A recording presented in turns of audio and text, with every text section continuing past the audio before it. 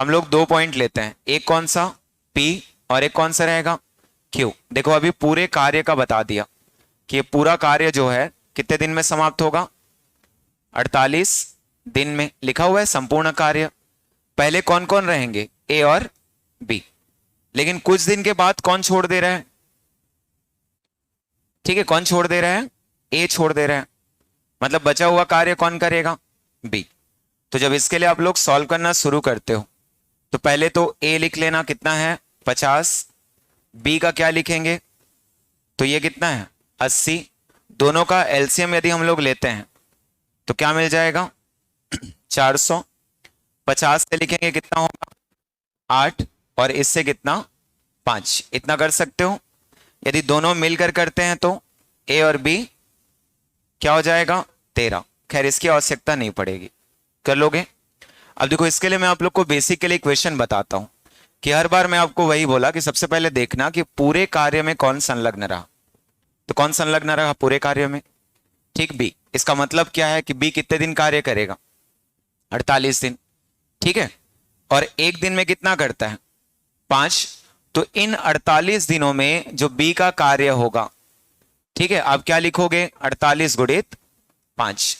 और यदि हम लोग लिखें कि 48 दिन में B का कार्य, तो आप लिख सकते हो कितना हो जाएगा 240।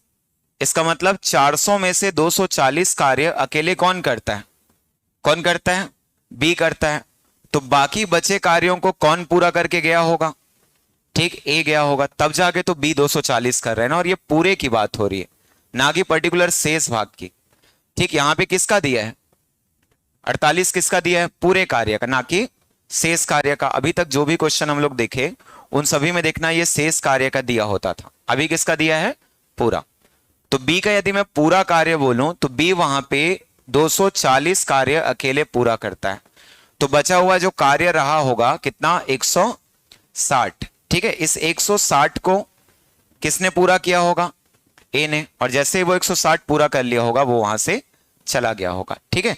एक दिन में A कितना करता है, कितना करता है 8 कार्य। तो 160 को पूरा करने में उसको लगा होगा कितना 20 दिन। और जैसे 20 दिन पूरा हुआ होगा कौन चले गया होगा, ठीक A। आपका आंसर क्या हो जाएगा 20।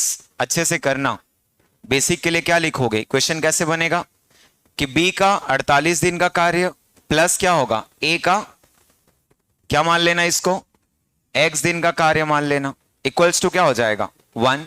तो उसको इक्वेट कर लेना।